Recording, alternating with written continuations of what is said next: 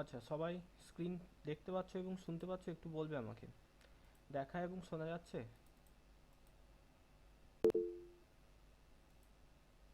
হ্যাঁ, English class আমি upload করে দেবো হ্যাঁ স্যার। কৃষ্ণেন্দু। আচ্ছা, দেখা এবং শোনা যাচ্ছে, ঠিক আছে। তো দেখো, বুদ্ধির থিওরি আমরা দুটো ক্লাস করেছি, আর একটা ক্লাস করবো ওটার।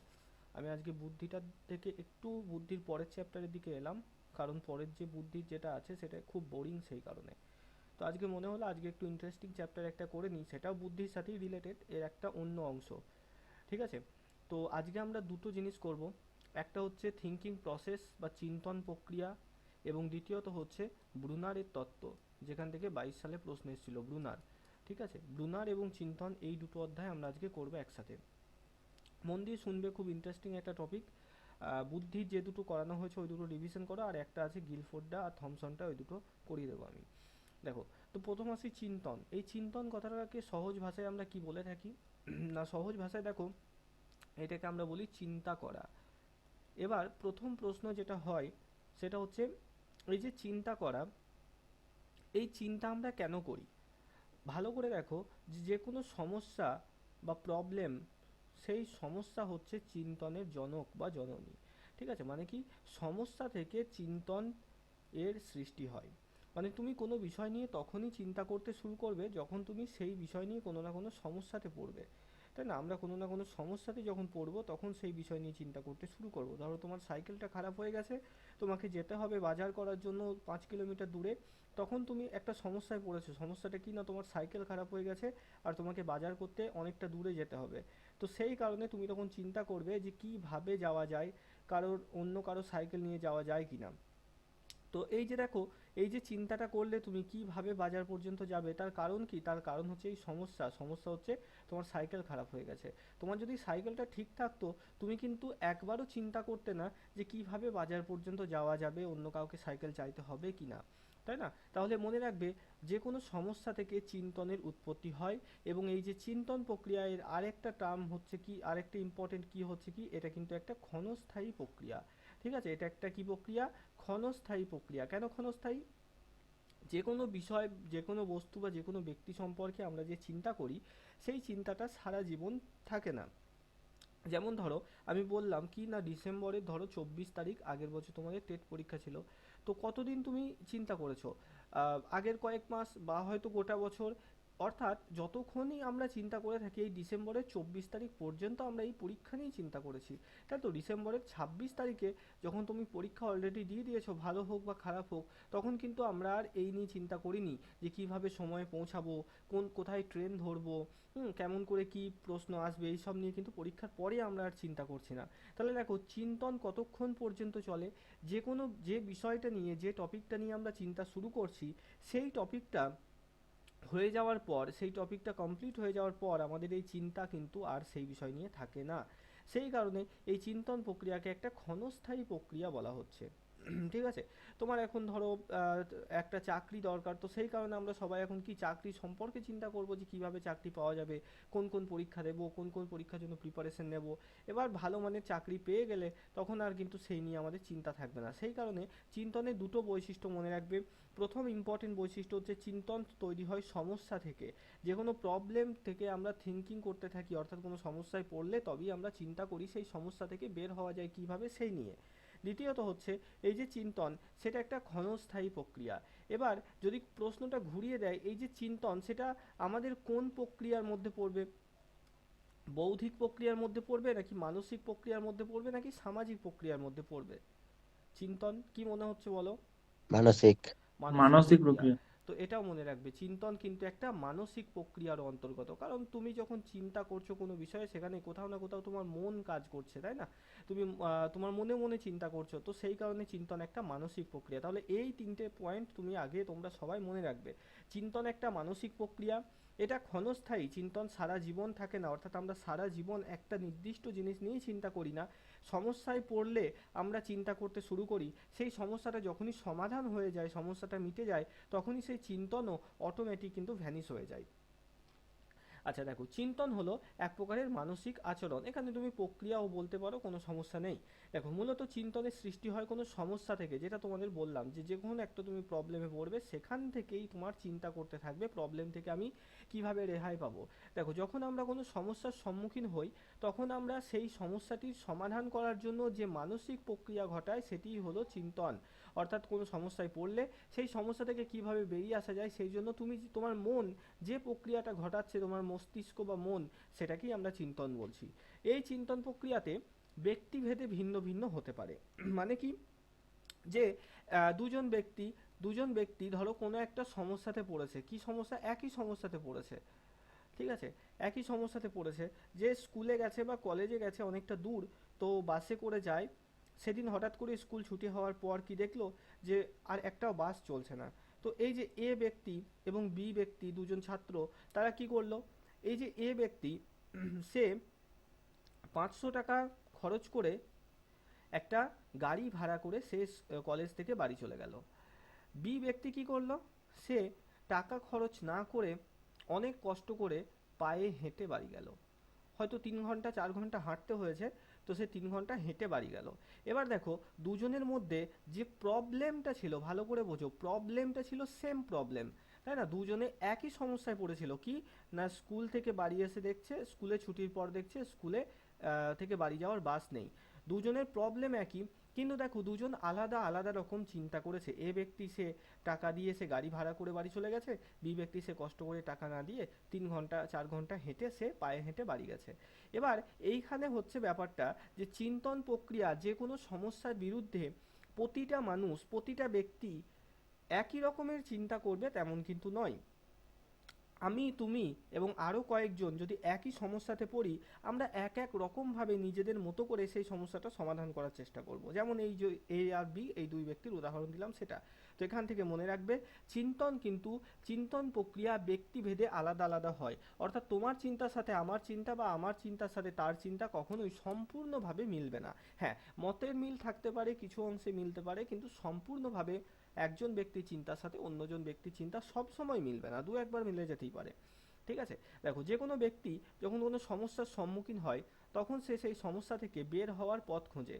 বারংবার সে প্রচেষ্টা এবং ভুল করতে পারে, মনে পড়ছে সেই থর্নডাইকে বিড়ালের মতো, এবং এক সময় সে সঠিক লক্ষ্যে পৌঁছে যায়।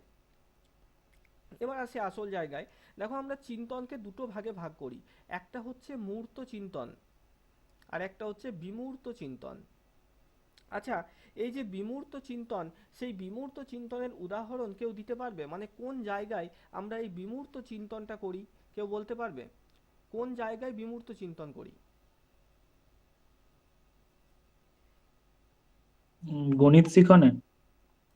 গণিত শিখনে, একদমই তাই। কোনো অঙ্কের যখন আমরা সমাধান করছি, সেই অঙ্কের ক্ষেত্রে আমরা বিমূর্ত চিন্তন করছি। আচ্ছা, আর কেউ বলতে পারবে? হ্যাঁ, আমি বাড়িতে ছিলাম না সৌভিক, আজকে সব আপলোড করে দেবো, আগের দিনের যা যা যা বাকি আছে সব।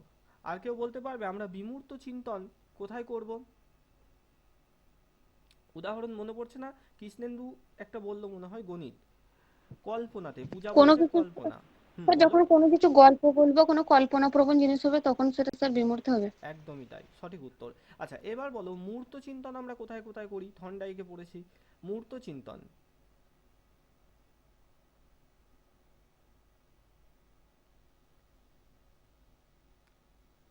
মূর্ত চিন্তন ক্লাসে। কোথায় করব? হ্যাঁ,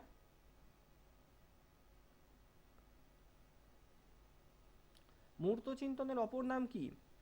থন্ডাইক 3 প্রকার বুদ্ধির কথা বলেছিলেন, আগের দিনই পড়েছি। 3 প্রকার, তারপরে প্রাক্ষোভিক যুক্ত হয়েছিল। মূর্ত, বিমূর্ত, সামাজিক, প্রাক্ষোভিক, 4 প্রকার বুদ্ধির কথা থর্নডাইক বলেছেন, আগের দিন আমরা পড়েছি। এই মূর্ত বুদ্ধিকে কি বলে? যান্ত্রিক বুদ্ধি। এখান থেকেই একটা উদাহরণ আমরা পেয়েছিলাম, মনে পড়ছে? গ্যারেজে যে কোনো গাড়ির গ্যারেজে যে সমস্ত মেকানিক ভাইরা কাজ করে, তারা যে গাড়ির যন্ত্রপাতি খুলে ঠিক করে সেটাকে আবার নিজের একই জায়গায় লাগায়, সেখানে মূর্ত চিন্তন করতে হচ্ছে। মানে কোথায় কোন স্ক্রুটা লাগাবে, কোথায় কোন পার্টসটা লাগানো হবে, সেইটা তাকে চিন্তা করতে হচ্ছে, কিন্তু সেই পার্টসগুলো, স্ক্রুগুলো, সেই যন্ত্রগুলো সে হাতে ধরতে পারছে। তাই না? বা তোমরা একটা খেলা ছোটবেলাতে খেলে থাকবে বা দেখে থাকবে, সেটা হচ্ছে এই যে রুবিস কিউব বলা হয় যেটাকে, আশা করি দেখতে পাচ্ছ। এই যে রঙগুলো মেলাতে হয় এইভাবে, তো এই ক্ষেত্রে আমরা কি চিন্তন করছি, মূর্ত না বিমূর্ত? অবশ্যই মূর্ত চিন্তন করব আমরা, কারণ আমরা এই যে স্যার আমি রঙগুলো। পেজ দেখতে হ্যাঁ। পাচ্ছি না। হ্যাঁ। স্যার পেজ দেখতে পাচ্ছি না। পেজ দেখতে পাচ্ছ না? হ্যাঁ বাকিরা দেখতে পাচ্ছ? শুধু সবাই হ্যাঁ, দেখাতে হ্যাঁ স্যার দেখতে দেখা যাচ্ছে শুধু তো। শুধু ভয়েসটা শুনতে পাচ্ছি। ব্যাক করে জয়েন করলাম, ওরকম দেখাচ্ছে। সবার ক্ষেত্রে নাসরিন দেখতে পাচ্ছ? হ্যাঁ স্যার দেখতে পাচ্ছি, শুনতে পাচ্ছি। আচ্ছা সমৃদ্ধি, তোমার মনে হয় নেটওয়ার্ক প্রবলেম, আরেকবার দেখো একটু, কারণ আমার স্ক্রিন অন আছে। এই যে দেখতে পাচ্ছ এই লেফট হয়ে জন্য লুডোর ছক্কার মতো এই যে রুবিস কিউব। স্যার দুবার left হয়ে আবার জয়েন করলাম, সেম প্রবলেম দেখাচ্ছে। নেটওয়ার্ক কেমন তোমাদের ওদিকে? প্রবলেম হলে তো নেটওয়ার্ক সবার তো হবে। ভালো আছে। দেখছি আরেকবার লিফট নিয়ে ট্রাই করে দেখছি। ঠিক আছে দেখো। তো এই জিনিসটা যখন আমরা দেখো হাতে করে মেলাবো, এটাকে হাতে করে ঘোরানো যায়, জানো এটা খেলেছো সবাই মোটামুটি। তো এই যে রং আমরা দেখতে পাচ্ছি এর সাথে বস্তুটাকে। কিউব বলে। হ্যাঁ রুবিস কিউব বলে এটাকে, বা ম্যাচিং কালার ম্যাচিং কিউবও বলা হয় অনেক জায়গায়। তো এটাকে তুমি হাতে ধরতে পারছো, ছুঁতে পারছো এবং রঙগুলো দেখে মেলাতে পারছো, অর্থাৎ এই কাজে আমরা মূর্ত বুদ্ধিকে, মূর্ত চিন্তনকে করছি। ঠিক আছে, তাহলে চিন্তনকে দুটো ভাগে ভাগ করছি, মূর্ত বিমূর্ত। এবার এদের আবার আরো উপবিভাগ রয়েছে, এরপরে পড়ছি আমরা, একটা হচ্ছে অভিসারী চিন্তন, একটা হচ্ছে অপসারী চিন্তন। দেখো, তো মূর্ত চিন্তন কি? মূর্ত বিষয়বস্তুকে নিয়ে যা কিছু চিন্তা করা, যেমন তুমি সাইকেলের চাকাটা খুলে ফেললে, চাকাটা পরিষ্কার করলে, রিপেয়ার করলে এবং চাকাটাকে আবার তুমি সাইকেলের নির্দিষ্ট জায়গায় লাগিয়ে দিলে। বা তুমি তোমার বাইক থেকে সাইলেন্সার খুলে ফেললে, সেটাকে পরিষ্কার করলে, তুমি নির্দিষ্ট জায়গায় লাগিয়ে দিলে। তো বাইকের ধরো টায়ার পাল্টাতে হবে সাইকেলের, পুরোনো টায়ারটা খুলে ফেললে, নতুন টায়ার কিনে এনে সেটাকে লাগিয়ে দিলে। তো এই সমস্ত কাজগুলো যেগুলো করছো তুমি, সেখানেও তো চিন্তা করতে হচ্ছে যে কিভাবে টায়ারটা খোলা যাবে, কিভাবে নতুন টায়ারটা লাগানো যাবে, বাইকের ঠিক কোন জায়গায় নাট খুলতে হবে, বোল্ট খুলতে হবে, এই সমস্ত কাজে মেকানিকরা যে চিন্তা করছে সেগুলো মূর্ত চিন্তন। কারণ সেই জিনিসটাকে তারা হাতে ধরতে পারছে, ছুঁতে পারছে, দেখতে পাচ্ছে। ঠিক আছে, এছাড়াও ওই যে রুবিস কিউব বললাম, সেটাও মূর্ত চিন্তন। দেখো, মূর্ত বিষয়বস্তু নিয়ে যেগুলো চিন্তা করা, তুমি যদি একটা বাচ্চাকে এই হাতে দুটো আপেল, তিনটে আপেল দাও, এই হাতে দুটো আপেল দাও, দি বলো মোট কটা আপেল আছে, সে গুনে বলবে একটা, দুটো, তিনটে, চারটে, পাঁচটা, এটাও মূর্ত চিন্তন, কারণ আপেলকে সে দেখতে পাচ্ছে হাতের মধ্যে। কিন্তু যদি তুমি বলো যে আচ্ছা তোমার ধরে নাও, তোমার এক হাতে তিনটে আপেল আছে, এক হাতে দুটো আছে, তাহলে কটা, তাহলে কিন্তু সে তখন মনে মনে হিসাব করবে পাঁচটা, এটা কিন্তু বিমূর্ত হবে। ঠিক আছে। আচ্ছা 1 মিনিট দাঁড়াও, আমি একটা কল রিসিভ করি।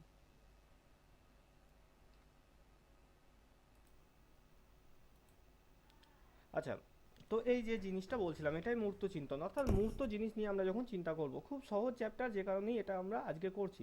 দেখো, যে সমস্ত বিষয়বস্তু আমাদের চোখের সামনে রয়েছে, যেগুলো বাস্তবসম্মত, সেই বিষয়বস্তুকে নিয়ে চিন্তা করাই হচ্ছে মূর্ত চিন্তন। আর বিমূর্ত চিন্তন কি? যেমন এই যে মূর্ত চিন্তনের ছবি দেখতে পাচ্ছ, বিমূর্ত চিন্তন কি না, কোনো কল্পনার ক্ষেত্রে এই ধরনের চিন্তন বেশি প্রযুক্ত হয়। তুমি কল্পনা করছো কোনো কিছু, এই যেমন এই যে পক্ষীরাজের ঘোড়া, একটা ঘোড়া যার দুটো ডানা আছে, সে আকাশে উড়ে যাবে, এইটা হচ্ছে কি বিমূর্ত চিন্তন, বাস্তবে তো নেই কিন্তু তুমি কল্পনা করতে পারো। ঠিক আছে, বা ধরো এই যে চকলেটের একটা দ্বীপ, যার মধ্যে পাহাড়টাও চকলেটের, গাছগুলো চকলেটের, নদী বয়ে যাচ্ছে সেটাও চকলেটের, তাই না, নারকেল গাছটা চকলেটের, এরকম দেখবে ছোট বাচ্চারা কল্পনা করে। বা এরকম একাধিক কার্টুনের মধ্যেও দেখানো হয় কল্পনা করে, তাদের মধ্যে ক্রিয়েটিভিটি জাগানোর জন্য ছোট বাচ্চাদের মধ্যে। তো এই সব জিনিস যেগুলো বাস্তবে নেই, কিন্তু তুমি মনে করলেই সেটাকে ভাবতে পারো, চোখ বুজে একবার ভাবার চেষ্টা করো, যে একটা চেয়ার উড়ে যাচ্ছে আকাশ দিয়ে, একটা হাতি উড়ে যাচ্ছে আকাশ দিয়ে, তাই না, একটা এরোপ্লেন, সেটা দুটো পা রয়েছে, রাস্তা দিয়ে হেঁটে যাচ্ছে, এরকমভাবে তুমি আজব আজব কল্পনা কিন্তু করতে পারো। তো এই সব জিনিসগুলোকে আমরা বিমূর্ত চিন্তন করছি। তাহলে সহজ ভাষায় মনে রাখবে, যে কোনো জিনিসকে আমরা যখন কল্পনা করি, যে কোনো জিনিসকে আমরা যখন কল্পনা করি, সেটাকেই আমরা বিমূর্ত চিন্তন বলছি। যেটা বাস্তবে নেই, আমরা হাতের কাছে পাচ্ছি না, সেটাকে কল্পনা করছি, সেই জিনিসটাই বিমূর্ত চিন্তন। সেটা ধরো এই যে এই রকম আজব জিনিসও হতে পারে, আবার প্রকৃত জিনিসও হতে পারে। ধরো তোমার বাড়িতে কোনো গাড়ি নেই গো, ঠিক আছে, তোমার বাড়িতে কোনো গাড়ি নেই, সেখানে তুমি কল্পনা করছো যে তোমার বাড়ির পাশে তুমি একটা গাড়ি কিনে এনেছো, লাল রঙের অনেক বড় একটা গাড়ি, তুমি কিনে এনে সেই চাবিটা তোমার বাবাকে দিলে, তোমার বাবা খুব খুশি হলো, এই জিনিসটা কল্পনা করো। এটা তো বাস্তব হতেই পারে। যে কোনো, এটা অস্বাভাবিক কিছু নয়। যেমন এই যে ঘোড়ার আকাশে ওড়া, এটা যেমন অস্বাভাবিক, তো গাড়ি কেনা এটা অস্বাভাবিক নয়, কিন্তু এটাও বিমূর্ত চিন্তন, কারণ গাড়ি তুমি এই মুহূর্তে কেনোনি, এটা তুমি কল্পনা করছো। অর্থাৎ যে কোনো কল্পনা, সেটা বাস্তবধর্মী হোক বা অবাস্তবধর্মী হোক, যে কোনো কল্পনা সেটা বিমূর্ত চিন্তনের মধ্যে পড়বে। আর যেগুলো কল্পনা নয়, বাস্তবে সম্ভব, বাস্তবে হাতে নাতে করছি আমরা যে কাজগুলো, সেগুলো সব মূর্ত চিন্তনের মধ্যে পড়বে। এইটুকু হচ্ছে এই দুই চিন্তনের পার্থক্য। দেখো, যেসব বিষয়বস্তু বাস্তবে নেই বা স্যার অনুপস্থিত রয়েছে। হাস্যরসটা কি? কোনটা? হাস্যরস কি? হাস্যরস হাস্যরস এখানে কোথায় পেলে? এটা তো বাংলার। তো হাস্যরস তো স্যার বিমূর্ত চিন্তনের উদাহরণ হবে না? হাস্যরস, হাস্যরস কল্পনা করছি, হাস্যরস কি? বুঝতে পারলাম না কি বলছো তুমি। হাস্যরস মানে তো এটা একটা তোমার লেখার একটা পদ্ধতি, যেখানে বিভিন্ন সুকুমার রায় যেগুলোতে লিখতেন, মানে হাসির জিনিস নিয়ে লেখা ছোট বাচ্চাদের, সেটাকে হাস্যরস বলে। ও হ্যাঁ, কোনো মজার জিনিস লেখা, আহ, সেটাকে হাস্যরস বলে, ওটা একটা ছন্দের মতো, বাংলাতে আছে। আচ্ছা, তো এই যে বিমূর্ত চিন্তা, তাহলে দেখো এখানে লেখাই রয়েছে যে কোনো জিনিস যেটা বাস্তবে নেই, যেমন এই যে ঘোড়া বা ওই যে চকলেট দিয়ে তৈরি কোনো নদী, সেগুলো বাস্তবে নেই, সেগুলো চিন্তা করো। বা কোনো জিনিস অনুপস্থিত রয়েছে, যেমন তোমার গাড়ি, নিজস্ব গাড়ি নেই, কিন্তু তুমি কল্পনা করো যে হ্যাঁ, আমি একটা গাড়ি কিনেছি এবং গাড়িটা তোমার বাড়ির পাশে গ্যারেজে এখানে রাখা আছে। ঠিক আছে, অর্থাৎ তোমার কাছে অনুপস্থিত আছে, তুমি কল্পনা করছো, সেগুলো সব বিমূর্ত চিন্তন। এবং তাদের সম্পর্কে চিন্তা করতে হয়, তখন সেই ধরনের চিন্তাকে আমরা বিমূর্ত চিন্তন বলি। মূলত দেখো, গাণিতিক যে সমস্যা, যত প্রকার ম্যাথামেটিক্স ক্যালকুলেশন রয়েছে, সমস্ত প্রকার গাণিতিক সমস্যা, সেই ক্ষেত্রে আমাদের এই ধরনের চিন্তন বেশি কাজে লাগে। মনে রাখবে, গাণিতিক যে কোনো সমস্যার সমাধানে, গাণিতিক সমস্যা সমাধানে আমরা বিমূর্ত চিন্তন করি। গাণিতিক সমস্যা সমানই হচ্ছে বিমূর্ত চিন্তন। ঠিক আছে, গাণিতিক সমস্যা মানেই বিমূর্ত চিন্তন। এবার দেখো, চিন্তনের বৈশিষ্ট্য কি কি রয়েছে। প্রথমত, তোমাদের প্রথমেই তিনটে বৈশিষ্ট্য আমি বলে দিয়েছি, এটা একটা মানসিক প্রক্রিয়া, তাই তো সবাই জানো, এটা ধরতে পারছো। দেখো, কোনো একটা নির্দিষ্ট বিষয়বস্তুর ক্ষেত্রে চিন্তন করতে গেলে পর্যাপ্তভাবে সচেতন থাকা দরকার। দেখো, এখানে দুটো জিনিস রয়েছে। আমরা যখন সচেতন হয়ে কোনো বিষয় নিয়ে ভাববো, সেটাকে আমরা বলবো কি? চিন্তন, তাই না? আমরা যখন অচেতন হয়ে কোনো বিষয় নিয়ে ভাববো, সেটাকে আমরা কি বলবো? স্বপ্ন। স্বপ্ন, ভেরি গুড। সেটাকে আমরা বলবো স্বপ্ন। মানে আমরা যে স্বপ্ন দেখি, সেই টাইমে আমাদের ব্রেন এই চিন্তনই করে, চিন্তাই করে, কিন্তু সেই টাইমে আমরা সচেতন থাকি না, জেগে থাকি না, অচেতন বা সুপ্ত থাকি। সেই কারণে সেটা স্বপ্নের আকারে দেখা দেয় আমাদের মনের মধ্যে। ঠিক আছে, তো সচেতন চিন্তন করার জন্য আমাদের অবশ্যই সচেতন থাকতে হবে, জাগ্রত থাকতে হবে। আচ্ছা, 3 নম্বর কি? সৃজন ক্ষমতা, কল্পনা শক্তি এবং যুক্তি প্রদানের দক্ষতা চিন্তনের উপর নির্ভরশীল। ঠিক আছে, এই যে সৃজন ক্ষমতা, এটা কি ধরনের চিন্তন? এই যে সৃজন ক্ষমতা, কল্পনা শক্তি, এই দুটো হচ্ছে অপসারী চিন্তনের শাখা। অপসারী অপসরি চিন্তনের ফলে চিন্তন। এটা হয়, হ্যাঁ। আর এই যে যুক্তি প্রদান, এটা কিন্তু অভিসারী চিন্তনের কারণে হয়। অভিসারী, এই অপসারী আর অভিসারী একটু পরে পড়ছি আমরা। অভিসারী চিন্তন আর অপসারী চিন্তন। ঠিক আছে, তো মনে রাখবে, ক্রিয়েটিভিটি, ইমাজিনেশন, এগুলো সব অপসারী চিন্তনের অন্তর্গত। আর যুক্তি প্রদান, লজিক্যাল থিঙ্কিং, লজিক্যাল কোনো কথাবার্তা, সেগুলো সব অভিসারী চিন্তনের অন্তর্গত। বিষয়বস্তুর উত্থাপন বা গভীরভাবে বিশ্লেষণের ক্ষেত্রে এই চিন্তন সহায়তা করে। কোনো একটা গল্প পড়লে সেটার বিষয়বস্তু কি, সেটা গল্পটা পড়ে সেটার মূল ভাবটাকে বিশ্লেষণ করলে, এই সমস্ত কাজের জন্য চিন্তন দরকার। কোনো নির্দিষ্ট ক্ষেত্রে পূর্ব অনুমান করতে এবং আকাঙ্ক্ষার স্তর নির্ধারণে চিন্তন প্রধান সহায়ক হিসাবে থাকে। যেমন কি, তুমি ধরো বিকেল বেলায় খেলতে বেরোচ্ছ বা কোথাও একটা বেরিয়ে যাচ্ছ, তো তুমি দেখলে আকাশে কালো হয়ে মেঘ করে রয়েছে, তো তুমি সেখান থেকে পূর্ব অনুমান করতে পারলে যে বৃষ্টি হতে পারে, আমি ছাতা নিয়ে যাই বা রেনকোটটা পরে যাই বা নিয়ে যাই সাথে, তাই না? তো এখানে তো তুমি পূর্ব অনুমান করলে, হ্যাঁ কি না? অবশ্যই করলে। তুমি আকাশে কালো মেঘ দেখে তুমি চিন্তা করলে যে হ্যাঁ, বৃষ্টি হতে পারে, আমি ছাতা বা রেনকোট নিয়ে যাই। তো এই যে পূর্ব অনুমান করা, সেখানেও কিন্তু তোমাকে চিন্তা করতে হয়েছে যে হ্যাঁ, ওই যে মেঘ করেছে, তার মানে বৃষ্টি হবে, আর বৃষ্টি হলে আমি ভিজে যেতে পারি। তো এটা হচ্ছে চিন্তন। যে কোনো কাজের পূর্ব অনুমানের জন্য চিন্তন দরকার। নেক্সট দেখো, চিন্তন হলো মতামত প্রকাশ, বিচারকরণ এবং বিশ্বাসের এক গুরুত্বপূর্ণ নিয়ন্ত্রক। তুমি তোমার কোনো নির্দিষ্ট মতামত যদি প্রকাশ করো যে হ্যাঁ স্যার, আমাদের ক্লাসের এই জিনিসগুলো হলে ভালো হয়, এই জায়গায় আমাদের অসুবিধা হচ্ছে, বা টাইমটা এই হলে ভালো হয়, তো তুমি তোমার নিজের নির্দিষ্ট মতামত প্রকাশ করছো যখন, তখন সেখানে তুমি অবশ্যই কিন্তু চিন্তা করছো। যে কোনো বিষয়ে আমরা সুমতামত বা খারাপ মতামত, যে কোনো মতামতই দিই না কেন, সেখানে আমাদের চিন্তা করতে হয়, চিন্তা করেই বলতে হয় মতামত দিতে গেলে। দ্বিতীয়ত হচ্ছে বিচারকরণ। অর্থাৎ তোমাকে কেউ একটা কিছু মতামত দিল যে স্যার রাত্রেবেলায় ক্লাস তো ভালো লাগছে না, মাঝে মাঝে দুপুরের দিকে ক্লাস নিন, তাহলে সেখানে তখন টিচারদের কি করতে হবে, সেটা বিচার করতে হবে যে এরকম যদি খামখেয়ালিভাবে এক এক দিন দুপুরে ক্লাস নেওয়া যায়, সেটা সবার পক্ষে পসিবল কিনা, বা সেটা আদৌ স্টুডেন্টদের জন্য সুফলদায়ক হবে কিনা। তো এটা হচ্ছে বিচারকরণ। এবার যিনি বিচার করছেন সেই ক্ষেত্রেও তাকে চিন্তা করতে হচ্ছে। যেমন এই যে জি বাংলাতে সারেগামা পা হয়, তাই না, হিন্দিতে দেখবে ইন্ডিয়ান আইডল হয়, তো এই সমস্ত জায়গায় যারা গান করছেন, হ্যাঁ, তারা গান করার জন্যও চিন্তা করতে হচ্ছে এক প্রকার, কিন্তু যারা জাজমেন্টের জন্য বসে থাকেন, জাজের ভূমিকায় যারা বিচারক, তারা কি বিচার করেন, তো সেই ক্ষেত্রেও তাদেরকে কিন্তু চিন্তা করতে হয় যে কার গানটা বেশি ভালো হচ্ছে, বা কে অন্যের থেকে বেশি ভালো গাইতে পারছে। তো এই বিচার করার জন্যও চিন্তন দরকার। আর বিশ্বাস, নিজে তুমি যে কোনো কিছুতে বিশ্বাস করো অবিশ্বাস করো সব কিছুতে, সেখানেও কিন্তু তোমার চিন্তনের দরকার। এই যেমন বর্তমান পরিস্থিতিতে তোমাদের মধ্যেই অনেক স্টুডেন্টের মধ্যে এই বিশ্বাস করছে কি না টেট পরীক্ষা হবে না, আবার অনেকে এই বিশ্বাস করছো যে হ্যাঁ টেট পরীক্ষা অবশ্যই হবে, এবং সেই মতো তোমরা প্রিপারেশন চালাচ্ছ। এই যে প্রত্যেকের নির্দিষ্ট বিশ্বাস, ভালো বা খারাপ, ঠিক বা ভুল, কোনো দিকে আমি যাচ্ছি না, এই যে প্রত্যেকের বিশ্বাস, সেই বিশ্বাসটা করার জন্য তোমাদেরকে চিন্তন করতে হয়েছে। তোমার যদি মনে হয় যে হ্যাঁ টেট পরীক্ষা হবে, তার পিছনেও কোনো না কোনো কারণ রয়েছে যেগুলো তুমি আমাকে বলতে পারবে যে স্যার এই কারণে আমার মনে হচ্ছে টেট পরীক্ষা তো হবেই।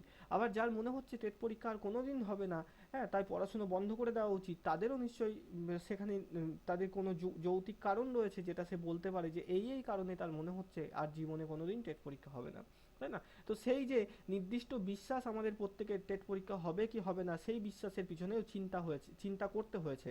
চিন্তা করেই আমরা সেই সিদ্ধান্তে পৌঁছেছি যে হ্যাঁ টেট পরীক্ষা হবে নাকি হবে না।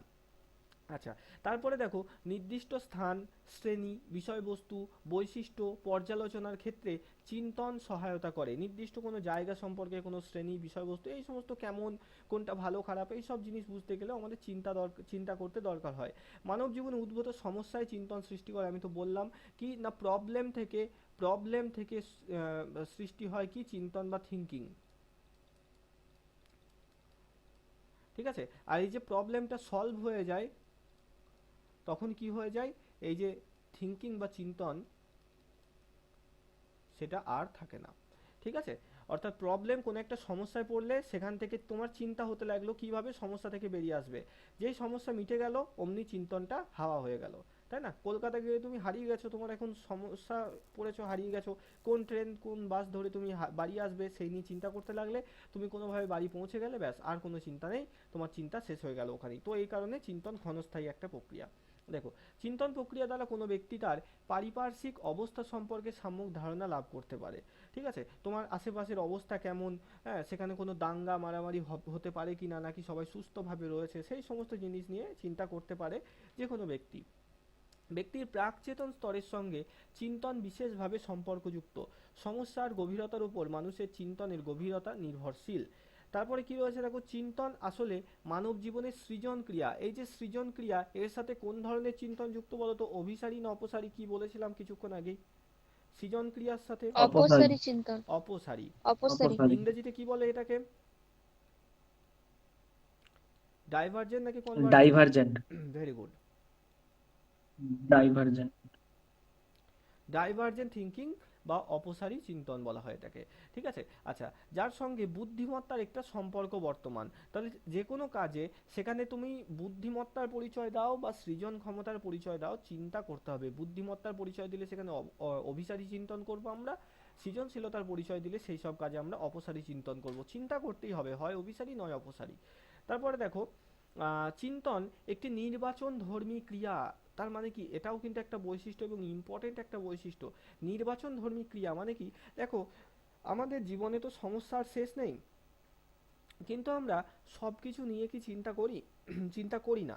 যেমন আমি তোমাকে একটা উদাহরণ দিই, ধরো কালকে তোমাদের প্রত্যেকের টেট পরীক্ষা রয়েছে, একটা বিশাল চিন্তা এখন তোমাদের মাথায়। তো এখানে চিন্তাটা দেখো গুটি কয়েক নির্দিষ্ট বিষয়ের ওপরেই কিন্তু সীমাবদ্ধ। যেমন কি, প্রথম চিন্তা হবে যে প্রশ্ন কি খুব কঠিন হবে, আমি সব পারবো তো, এটা। দ্বিতীয় চিন্তা, আমি ফেল করে যাব না তো। আচ্ছা, তৃতীয় চিন্তা কি, যে আমি সময় মতো পৌঁছাতে পারবো তো, বাস ট্রেন সব ঠিকঠাক চলবে তো, এইটুকু। এবার দেখো এছাড়াও একাধিক সমস্যা কিন্তু হতে পারে, তাই না? সেগুলো নিয়ে কিন্তু আমরা চিন্তা সেরকম করি না। মানে ধরো এই চিন্তা কি করি, যে আচ্ছা কালকে পরীক্ষা দিতে দিতে হঠাৎ করে আমার পেনের কালি শেষ হয়ে যাবে আর আমি পরীক্ষা দিতে পারবো না, এরকম হবে তো, এরকম হবে না তো, এই ধরনের চিন্তা কি আমরা করে থাকি? খুব একটা করি না, তাই না? ধরো এই ধরনের চিন্তা, আচ্ছা কালকে এক্সাম দিতে যাব আর আমার শার্টটা যদি হঠাৎ করে ট্রেনের মধ্যে কোথাও লেগে বা ধাক্কা লেগে ফেটে যায়, তাহলে কি হবে? এই ধরনের চিন্তা আমরা করি কি করি না? বা আমার জুতোটা যদি ছিঁড়ে যায় কাল পরীক্ষা দিতে দিতে কি হবে, তাই না? তো এই ধরনের চিন্তা কিন্তু আমরা করি না। তাহলে দেখো অসংখ্য জিনিস রয়েছে চিন্তা করার জন্য, কিন্তু আমরা নির্বাচন, আমাদের ব্রেন অটোমেটিক নির্বাচন করে নিচ্ছে যে নির্দিষ্ট কয়েকটা টপিক নিয়েই সেটা চিন্তা হচ্ছে, যে আমার কাল পরীক্ষা ভালো হবে কিনা, আমি কাল ঠিকভাবে যেতে পারবো কিনা, প্রশ্ন কঠিন হবে নাকি সহজ হবে, আমি সব উত্তর দিতে পারবো কিনা, আমি ফেল করে যাব না তো। এই কয়েকটা জিনিস নিয়েই আমাদের আমাদের কিন্তু চিন্তাটা হচ্ছে। এই যে পেনের কালি শেষ হয়ে যাবে কিনা, আমার জুতো ছিঁড়ে যাবে না তো যেতে যেতে, বা আমার জামা ছিঁড়ে যাবে না তো যেতে যেতে বাসে ট্রেনে, এই সমস্ত ছোট ছোট জিনিস নিয়ে কিন্তু আমরা চিন্তা করি না। সেই কারণে বলা হয়েছে চিন্তা একটা নির্বাচন ধর্মী ক্রিয়া, ঠিক আছে? অর্থাৎ নির্দিষ্ট কয়েকটা জিনিস নিয়ে কোনো সমস্যার চিন্তা আমরা করে থাকি। তারপরে দেখো চিন্তন হলে হলো এটা হলো একটা উদ্দেশ্যমুখী প্রক্রিয়া। অর্থাৎ যে কোনো জিনিস নিয়ে তুমি যখন চিন্তা করছো, তার মানে সেটার একটা নির্দিষ্ট উদ্দেশ্য রয়েছে। কি উদ্দেশ্য? যেমন এই যে তুমি যদি কালকে পরীক্ষা আছে তুমি এবং সেই পরীক্ষা নিয়ে চিন্তা করো, তারও একটা নির্দিষ্ট উদ্দেশ্য রয়েছে, কি না কালকে পরীক্ষা এবং সেই পরীক্ষায় তুমি ভালো ফল করতে চাও, সেই কারণেই তোমার কিন্তু চিন্তাটা হচ্ছে। অর্থাৎ প্রত্যেকটা চিন্তনের উদ্দেশ্য রয়েছে। তুমি কলকাতা গিয়ে হারিয়ে গেছো, এবার তোমার খুব চিন্তা হচ্ছে আমি কিভাবে বাড়ি যাব। তো এই যে চিন্তাটা হচ্ছে, খুব খারাপভাবে যে একটা চিন্তা হচ্ছে কিভাবে বাড়ি যাব, কোথায় বাস ধরবো, কোথায় ট্রেন ধরবো, এরও একটা উদ্দেশ্য রয়েছে। কি উদ্দেশ্য? তোমার বাড়ি যাওয়া, বাড়ি যাওয়াটা উদ্দেশ্য। অর্থাৎ প্রত্যেকটা চিন্তার একটা নির্দিষ্ট উদ্দেশ্য থাকে, সেই কারণে চিন্তনকে উদ্দেশ্যমুখী প্রক্রিয়াও বলা হয়। তারপরে দেখো চিন্তন ভাষার সঙ্গে বিশেষভাবে সম্পর্কযুক্ত। এটাকে একটু ঘুরিয়ে ফিরিয়ে অপশনে দেয় যে ভাষা চিন্তনের সাথে সম্পর্কযুক্ত নাকি চিন্তন ভাষার সাথে সম্পর্কযুক্ত। মনে রাখবে, দেখো আমরা যেমন চিন্তা করব সেরকম করে কিন্তু বলবো, তাই না? আমরা বলার পরে চিন্তা করি নাকি চিন্তা করে বলি? যে কোনো জিনিস যখন তুমি উচ্চারণ করছো, তোমাকে জিজ্ঞেস করা হলো যে প্রজ্ঞামূলক বিকাশের ধারণা কে দিয়েছেন, তুমি আগে চিন্তা করবে যে পিঁয়াজে না ভাইগটস্কি, তারপরে উত্তর দেবে স্যার পিঁয়াজে। ঠিক আছে? তো দেখো প্রত্যেকটা প্রশ্নের উত্তর দেওয়ার আগে আমরা আগে চিন্তা করি, তারপরে কিন্তু কথা বলি, অর্থাৎ ভাষার প্রয়োগ পরে করি। তো এটা থেকে মনে রাখবে, আমাদের চিন্তন প্রক্রিয়া আমাদের ব্রেনে আগে হয়, তারপরে আমরা ভাষার প্রয়োগ করি। ভাষা আগে চিন্তন পরে এমন কিন্তু নয়। সর্বপ্রথম চিন্তা করি আমরা কোনো জিনিস নিয়ে, তারপর সেই আমাদের নির্দিষ্ট যে মতামত সেটাকে ভাষার মাধ্যমে প্রকাশ করি। ঠিক আছে? তো চিন্তন ভাষার সঙ্গে এরকমভাবেই বিশেষভাবে সম্পর্কযুক্ত রয়েছে। আমরা যেটা চিন্তা করি সেটাকেই আমরা ভাষার মাধ্যমে প্রকাশ করতে পারবো। কালকে পরীক্ষা, তোমার খুব ভয় লাগছে, তো তুমি সেই ভয়টাকে তুমি তোমার বাড়ির লোকের সাথে, তোমার মা বাবার সাথে, বন্ধুদের সাথে শেয়ার করতে পারো যে এই এই ব্যাপার, আমার কালকে তো খুব টেনশন হচ্ছে। ঠিক আছে? তো দেখো আগে চিন্তা করেছো ভয় নিয়ে, তারপরে কিন্তু আমরা প্রকাশ করেছি। তারপরের পয়েন্ট দেখো, চিন্তন প্রক্রিয়ার মাধ্যমে মূর্ত বিষয় থেকে বিমূর্ত বিষয়ের দিকে যাওয়া যায়। দেখো মূর্ত বিষয় থেকে বিমূর্ত বিষয়ের দিকে যাওয়া যায়, যেমন কি, যে আমি তোমার হাতে, ডান হাতে 3টে কলম দিয়েছি, বাম হাতে আরো 5টা কলম দিয়েছি। 3টে ডান হাতে, 5টা বাম হাতে, ভালো করে বোঝো। এবার তোমাকে বললাম, আচ্ছা বলো তো মোট কটা কলম আছে? তুমি বললে, গুনে নিলে হাতে, এই হাতে 5টা, এই হাতে 3টে, তো তুমি বললে 8টা কলম আছে। এবার ভালো করে বোঝো, এটা তো মূর্ত চিন্তন হলো, তোমার হাতে কলম আছে তুমি গুনে উত্তর দিলে, মূর্ত চিন্তন। এবার তোমাকে বললাম যে আচ্ছা ধরো তোমার এই যে ডান হাতে 3টে কলম আছে, এখানে আরো 10টা কলম এনে দেওয়া হলো। আমি কিন্তু এনে দিইনি, আমি শুধু বললাম যে ধরো আরো 10টা কলম এনে দেওয়া হলো, আর এই হাতে তো 5টা আছেই, তাহলে কটা হলো? তখন তুমি মনে করলে 10টা দেওয়া হলো, 3টে আছে, তার মানে এই হাতে 13টা আর ওই হাতে 5টা, তার মানে মোট 18টা কলম হলো। তো তুমি বললে যে স্যার 18টা কলম হলো। এবার দেখো মূর্ত থেকে আমরা বিমূর্তর দিকে গেলাম, তো অবশ্যই গেলাম। মূর্ত চিন্তন করছিলাম যখন আমার হাতে 3টে এবং 5টা, মোট 8টা কলম ছিল। এবার আমি বিমূর্ত চিন্তনে কিভাবে যেতে পারলাম? আমি কলম না দিয়েই তোমাকে বললাম যে ধরে নাও তোমাকে আরো 10টা কলম এই হাতে দেওয়া হলো, অর্থাৎ এইখানে আমি কিন্তু মূর্ত থেকে বিমূর্ততে চলে এলাম, কলম নেই, তুমি কলমটা কল্পনা করলে। বোঝা গেল? এইভাবে আমরা মূর্ত জিনিস থেকে বিমূর্ত বিষয়ের দিকে যেতে পারি। আচ্ছা, এতদূর পর্যন্ত কারো কোনো সমস্যা আছে কিনা বলো। এরপরে অপসারী আর অভিসারী ব্যাপারটা বুঝবো। এতদূর পর্যন্ত কারো সমস্যা ক্লিয়ার। আছে বলো। আচ্ছা, নাসরিন সমস্যা নেই। আচ্ছা বলো, কারো সমস্যা আছে? বাদরুদ্দোজা মণ্ডল, প্রসেনজিৎ, কৃষ্ণেন্দু, চন্দন, সৌভিক, বাপন, বোঝা গেছে তো? ঠিক আছে স্যার। ঠিক আছে, চলো এবার নেক্সট পার্টটা করি আমরা। নেক্সট পার্ট হচ্ছে আমাদের অভিসারী চিন্তন এবং অপসারী চিন্তন এবং এদের বৈশিষ্ট্য, তারপর কতগুলো প্রশ্ন আছে তোমাদের। দেখো, তো প্রথম আসি অভিসারী চিন্তন। এটা থেকে 2022 সালে একটা প্রশ্ন এসেছিল, সহজ ভাষায় আমরা আগে এই দুটোকে বুঝি, তারপরে সংজ্ঞা টঙ্গার দিকে যাব। এই যে অভিসারী চিন্তন আর অপসারী চিন্তন, কে বলতে পারবে কোনটা পজিটিভ আর কোনটা নেগেটিভ এই দুই প্রকার চিন্তনের মধ্যে? কোনটা ভালো এই দুটোর মধ্যে? অভিসারীটা স্যার পজিটিভ, পজিটিভ। অপসারী। অভিসারী কখনোই পজিটিভ নয়, ভেরি গুড। অপসারী কিন্তু পজিটিভ, মনে রাখবে, কারণ এর অপসারিটাই ভালো স্যার। হ্যাঁ শিশুকে, অপসারী পজিটিভ। হ্যাঁ শিশুকে নতুন ধারণা তৈরি করতে সাহায্য করে, নতুন ধারণা তৈরি করে, ঠিক আছে? আর এই যে অভিসারী চিন্তনের মাধ্যমে কি হয় না, কোনো ডাটা আমরা মনে রাখতে পারি, কোনো ডাটা, এটা নেগেটিভ। হ্যাঁ তথ্য আমরা কোনো কিছু মেমোরাইজ করতে পারি, মুখস্থ বিদ্যা। মুখস্থ বিদ্যা, এগুলো সব অভিসারী চিন্তনের ফলে হয়ে থাকে। এবার আসি অভিসারী আর অপসারী কি। দেখো, তোমাকে একটা অঙ্ক করতে দেওয়া হলো, ঠিক আছে? তোমাকে একটা অঙ্ক করতে দেওয়া হলো যে যে কোনো অঙ্ক ধরে নাও যে সে 10টি আম কুড়িয়েছে, 10টি আমের পর 2টি আম সেখানে পচা ছিল, বাদ বাকি আমগুলো সে বন্ধুদের সাথে ভাগ করে নিয়েছে, 4জন বন্ধুর সাথে। তাহলে সে কতগুলো আম পাবে? তাহলে অঙ্কটা কি বললাম, কোন একটা ছেলে সে 10টি আম কুড়িয়েছে, তার মধ্যে 2টো আম ছিল পচা, সেই বাদবাকি যে ভালো আমগুলো ছিল সেই আমগুলোকে 4জনের সাথে ভাগ করে নিয়েছে। দেখো, এই অঙ্কটাকে তুমি বিভিন্নভাবে করতে পারো। তুমি সরল আকারে লিখে করতে পারো, তুমি বারবার আগে 10 থেকে 2 বাদ দিলে হলো কত 8, 8 থেকে 8কে আবার তুমি 4 দিয়ে ভাগ করলে হলো কত 2, দুইটা করে আম পাবে। এইভাবেও করতে পারো, আবার মুখে মুখেও করতে পারো। মানে একটা অঙ্ককে আমরা বিভিন্নভাবে সমাধান করতে পারলাম, তাই না? বিভিন্নভাবে সমাধান করতে পারলাম। তো এটা হচ্ছে এই ক্ষেত্রে আমরা করলাম অপসারী চিন্তন। কেন? যখন একটা সমস্যার, অপসারী চিন্তন। হ্যাঁ যখন একটা সমস্যার একাধিক সমাধান থাকবে তখন সেটাকে অপসারী চিন্তন বলবো। আরো সহজভাবে আমি একটা বলে দিই, মনে থাকবে তোমাদের। তোমাদের প্রত্যেকের ডিএলএড কলেজে ডিএলএড করেছো, তো তোমার বাড়ি থেকে ডিএলএড কলেজ যাওয়ার তো একটা নির্দিষ্ট রাস্তা আছে আমাদের প্রত্যেকের। তো ধরো তোমার বাড়ি থেকে ডিএলএড কলেজ যাওয়ার একটাই রাস্তা আছে, কেবলমাত্র একটাই। সেই রাস্তাতে যদি কোনো সময় জ্যাম থাকে, কোনো সময় যদি সেই রাস্তা বন্ধ থাকে, তাহলে সেই দিন কিন্তু তোমার আর কলেজ যাওয়া হয় না।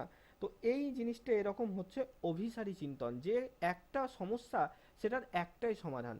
আর অপসারী চিন্তন কি না, তোমার কলেজ থেকে, তোমার বাড়ি থেকে কলেজ যাওয়ার 3-4টে রাস্তা আছে, একটা রাস্তা শর্টকাট, আর একটা একটু বড়, আর একটা তার থেকেও ছোট, এরকম ভাবে। তো তুমি যে কোনো একটা রাস্তা দিয়ে তুমি যেতে পারো, ঠিক আছে? বা তোমার বাড়ি থেকে ধরো ছাদে ওঠার জন্য 2 দিকে সিঁড়ি রয়েছে, যে কোনো একদিকে সিঁড়ি চড়ে তুমি ছাদে উঠতে পারো।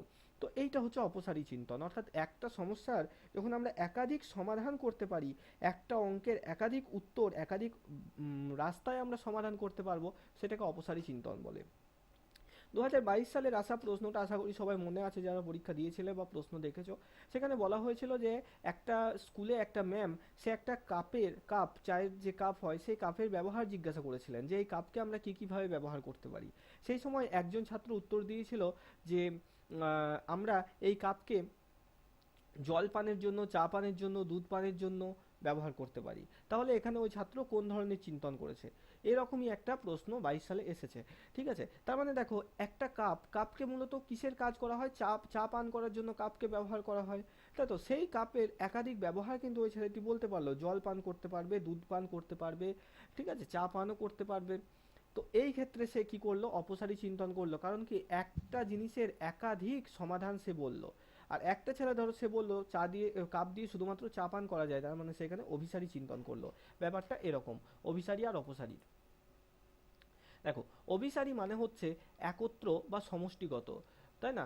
অর্থাৎ এক স্থানে বোঝায়। তোমরা ভৌত বিজ্ঞানে পড়ে থাকবে অভিসারী আলোক রশ্মিগুচ্ছ, অপসারী আলোক রশ্মিগুচ্ছ, তাই না? একটা হচ্ছে অভিসারী যেটা, সেটা বিভিন্ন দিক থেকে একটা কেন্দ্রের দিকে আসে, তাই না? আর অপসারী যেটা, সেটা একটা দিক থেকে বিভিন্ন দিকে এরকমভাবে ছড়িয়ে যায়, এটা হচ্ছে অপসারী।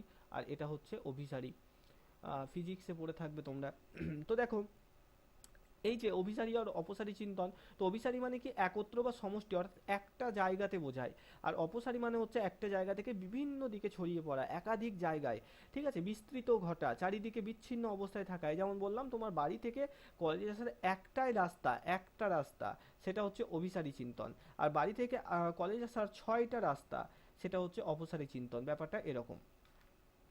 দেখো, অভিসারী চিন্তন যেটাকে ইংরেজিতে কি বলা হয় এটাকে মনে রাখবে, কারণ অভিসারী চিন্তনের জায়গায় ইংরেজি টার্মটাও দিতে পারে তোমাদের। দেখো, কনভার্জেন্ট থিঙ্কিং বলা হয় এটাকে, আর অপসারীকে বলা হয় ডাইভার্জেন্ট থিঙ্কিং।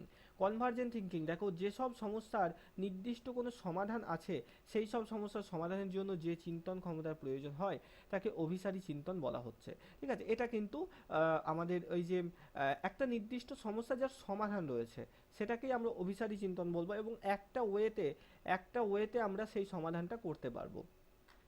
অপসারী চিন্তন কি? যেসব সমস্যার নির্দিষ্ট কোনো সমাধান নেই, যে নির্দিষ্ট একটা ওয়েতেই করা যাবে সমাধান, তা নয়। আমি চাইলে 10টা ওয়ে, দশ রকম ভাবে 10টা রাস্তাতেও সেই সমস্যার সমাধান করতে পারি। ঠিক আছে, নির্দিষ্ট একটাই সমাধান নেই। যেমন ওই যে বললাম, তোমার বাড়ি থেকে কলেজ আসার নির্দিষ্ট একটাই রাস্তা, এমন নয়। এই ক্ষেত্রে অসংখ্য রাস্তা আছে, তুমি যেদিকে ইচ্ছা আসতে পারো গলি গলি দিয়ে। ঠিক আছে, এটা হচ্ছে অপসারী চিন্তন। দেখো, সেই সব সমস্যার সমাধানের জন্য যে চিন্তন ক্ষমতার প্রয়োজন তাকে অপসারী চিন্তন বলা হয়। দেখো, এই পদ্ধতি প্রয়োগ করে এই যে অপসারী চিন্তন, সেটা প্রথমেই বললাম, এটা কিন্তু শিশু মনের জন্য খুব বেশি পজিটিভ। পেডাগজিতে এটা পজিটিভ ভূমিকা নেবে সব সময়। দেখো, এই পদ্ধতি প্রয়োগ করে আমরা আমাদের চিন্তনকে প্রসারিত করতে পারি, নতুন নতুন ধারণা সৃষ্টি করতে পারি। এই প্রকার চিন্তন ক্ষমতাকে সৃজন ক্ষমতাও বলা হয়।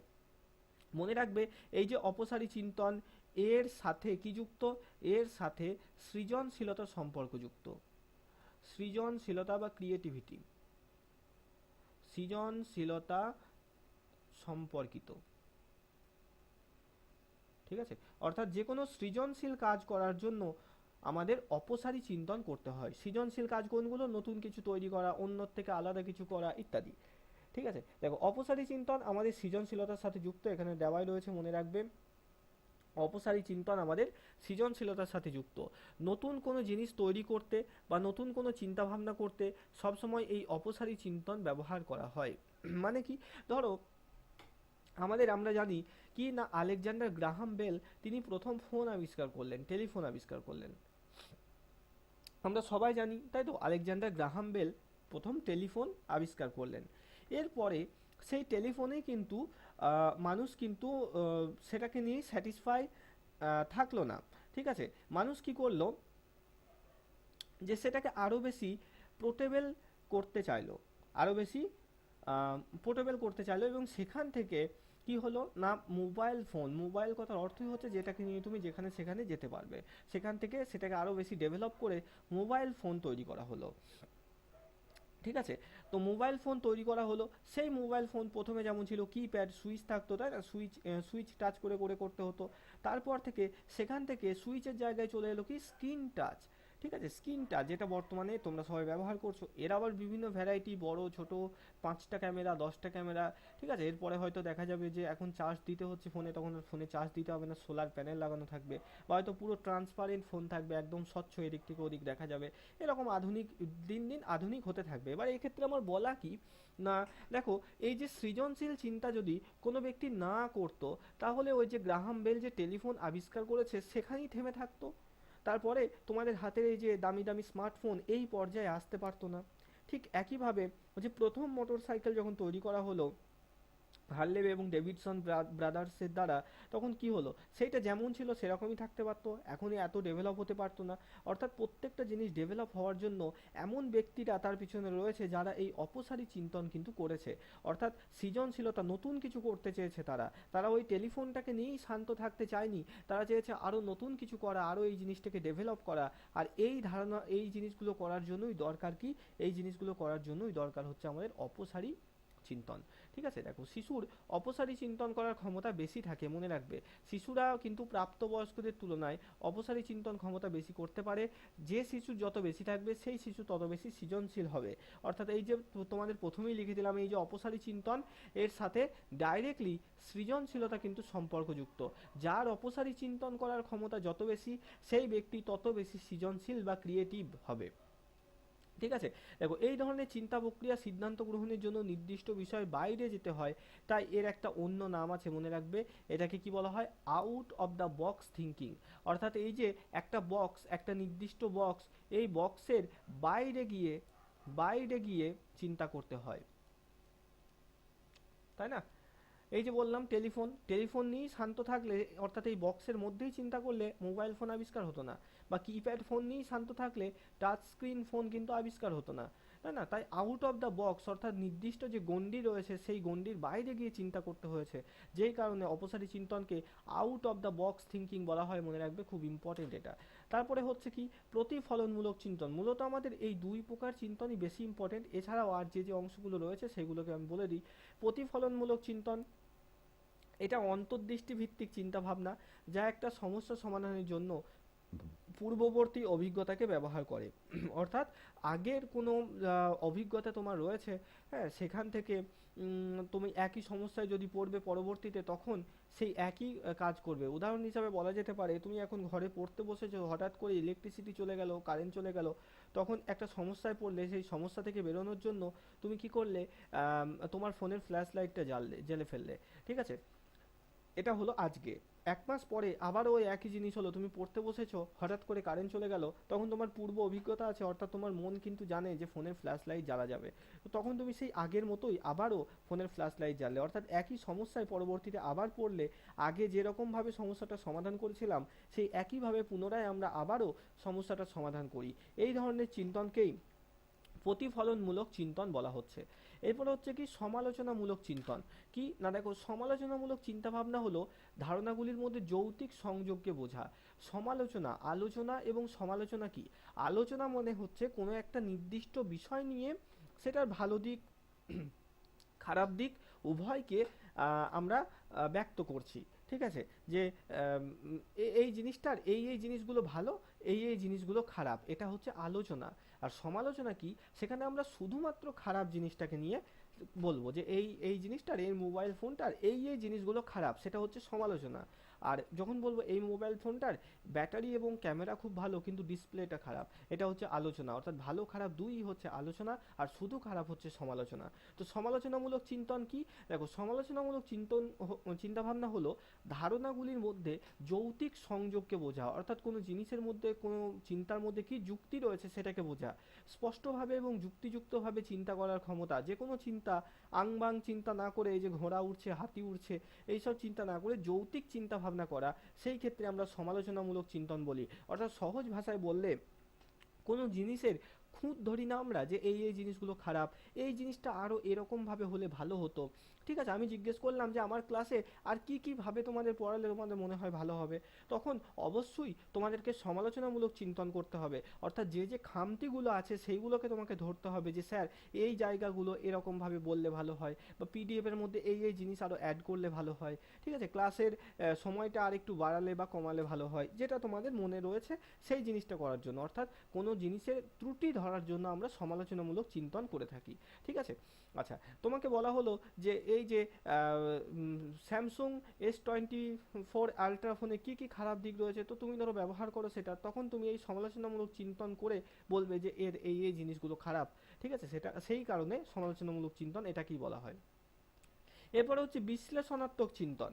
এখানে কি, যে কোনো জিনিসের মূল ভাবকে আমরা বিশ্লেষণ করছি। দেখো বিশ্লেষণাত্মক চিন্তা হলো জটিল তথ্যকে ছোট ছোট অংশে বিভক্ত করা, ঠিক আছে, এবং প্যাটার্ন এবং সম্পর্কে শনাক্ত করার ক্ষমতা। যেমন আমি ওই যে অভিসারী চিন্তন আর অপসারী চিন্তন বোঝানোর সময় যদি বইয়ের সংজ্ঞা তোমাদের বলতাম, যে এটাকে বলে অভিসারী চিন্তন, এটাকে বলে অপসারী চিন্তন, যেমনটা পিডিএফে লেখা আছে। তো ওইভাবে আরো কঠিন করে যদি বইয়ের ভাষায় লিখে তোমাদের বলতাম, তাহলে তোমাদের অনেকের হয়তো বুঝতে অসুবিধা হতো। কিন্তু আমি সেটা যাতে না হয় সেই জন্য এই যে একটা জটিল জিনিসকে আরো ছোট ছোট অংশে সহজ জিনিসে ভেঙে নিলাম। কি বললাম যে তোমার বাড়ি থেকে কলেজে যাওয়ার রাস্তা একটাই, সেটা হচ্ছে অভিসারী চিন্তন। রাস্তাগুলো অনেকগুলো রাস্তা আছে, 4-5টা, সেটা অপসারী চিন্তন।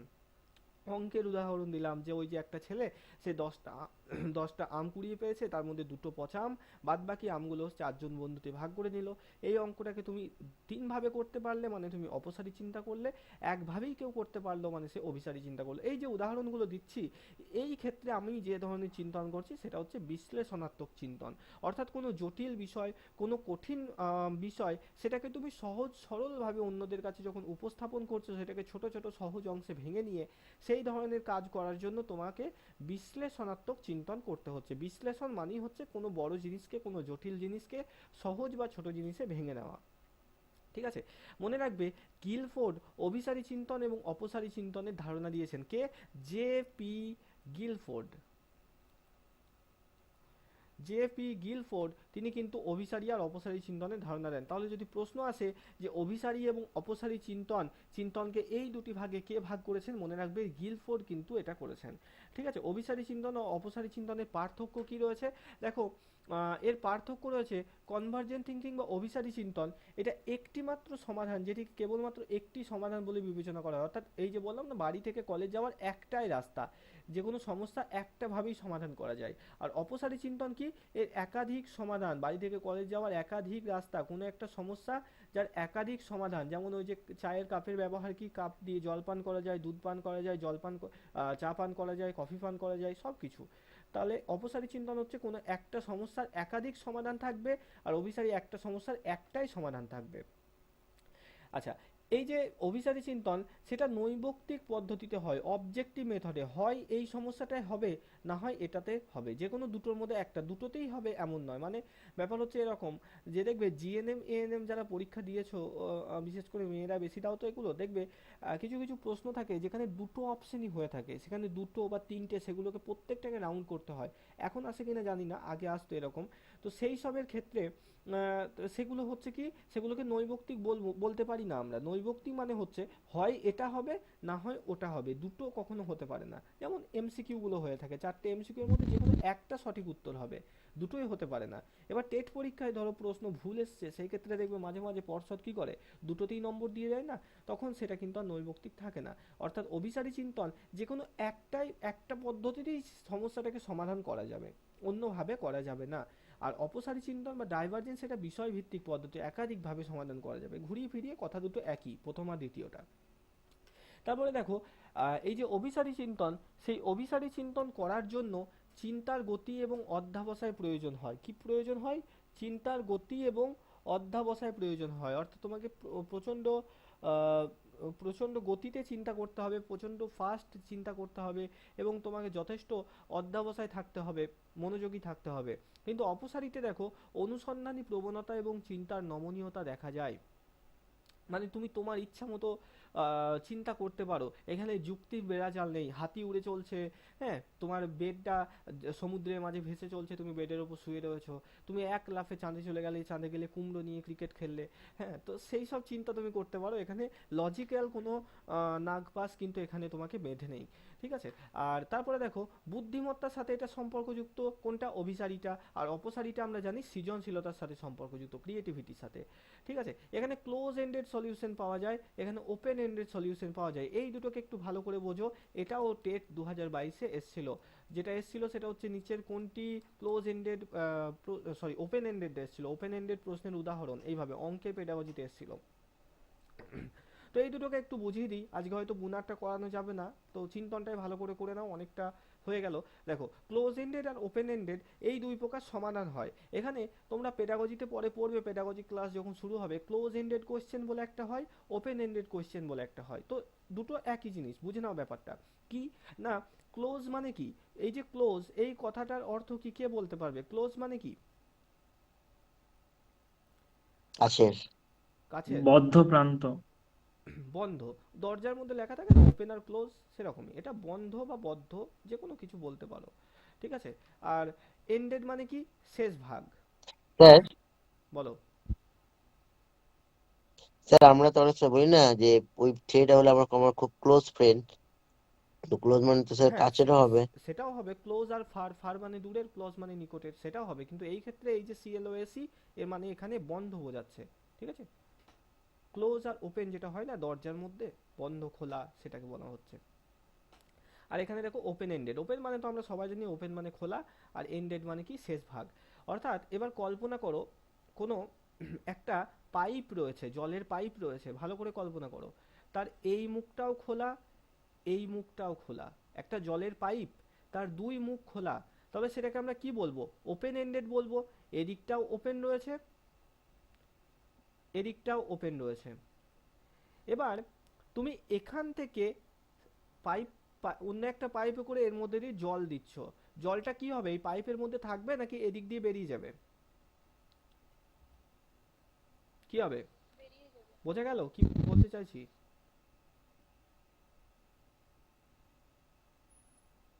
বোঝা গেল কি? আমি আরেকবার বলছি, দেখো একটা পাইপ রয়েছে, সেই পাইপের দুই মুখ আরেকবার খোলা। বলুন। হ্যাঁ, একটা পাইপ রয়েছে, পাইপটার দুই মুখ খোলা, এটা ধরো পাইপ, এই মুখটাও খোলা, এই মুখটাও খোলা।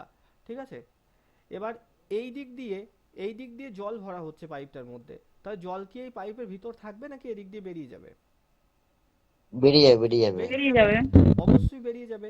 ঠিক এটাই, এখানে তুমি 1000 লিটার জল তুমি ঢোকাও, এদিকে 1000 লিটারই বেরিয়ে যাবে। যদি 10,000 লিটার জল ঢোকাও, সেটাও বেরিয়ে যাবে। 1,00,000 লিটার জল ঢোকালে সেটাও বেরিয়ে যাবে। মানে এটাই ওপেন এন্ডেড প্রশ্ন, এটাই যে যার উত্তরের কোনো শেষ নেই।